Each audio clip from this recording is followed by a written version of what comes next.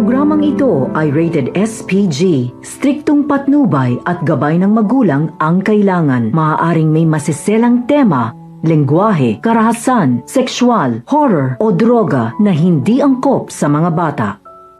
Nasabi na nga dito ni Lolo Pepe na si Annalyn ang nag-iisang anak dito ni Obeng at siya lamang ang magmamana ng Apex dahil nga nalaman dito ni Lolo Pepe na hindi naman niya tunay na apo itong si Zoe.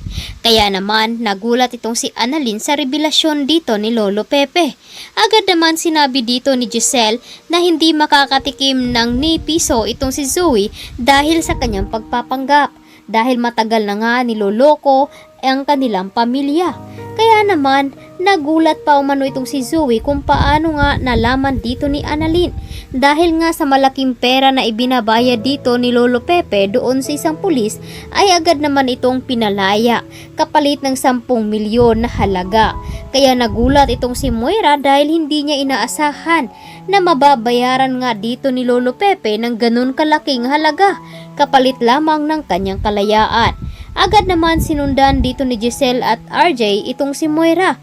Nakasalukuyan ay nag-uusap nga sila dito ni Nerissa at agad nilang sinundan ito at nagpakita naman ng hindi ka nais-nais itong si Moira dahil nauna nga doon sa kanisa restaurant itong si RJ.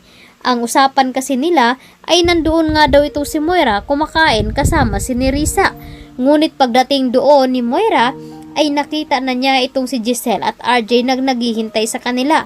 Ano nga ba ang paliwanag na gagawin at sasabihin dito ni Moira na ngayon ay unti-unti na nga siyang mabibisto dito ni Giselle?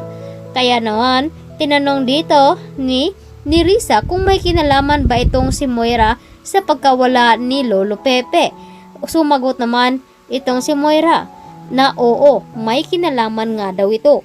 Agad naman natakot itong si Nerissa dahil ayaw daw niya madawit at masali ang kanyang pangalan dahil nga baka mapapahamak siya at magkaibigan nga silang dalawa. At ito namang si Moira ay sa sobrang kanyang takot ay no choice na nga daw ito ay wala itong pagpipilian. Kaya nagawa niyang itago itong si Lolo Pepe upang hindi mga makapagsalita dito kila Robert at Annalyn na hindi nga tunay na anak itong si Zoe. Pinoprotektahan lamang daw dito ni Moira itong si Zoe upang hindi mawala sa kanila ang lahat. Dahil kapag nalaman nga dito ni Robert na hindi niya tunay na anak itong si Zoe ay wala nang matitira sa kanila at palayasin pa sila dito ni Moira. At ngayon ay natatakot naman itong si Zoe kaya agad itong pumunta kila Carlos. At nagiging usap-usapan nga na may kinalaman itong si Zoe sa pagkawala dito ni Don Pepe dahil siya nga ang huli daw nakita na kasama itong si Lolo Pepe sa Apex.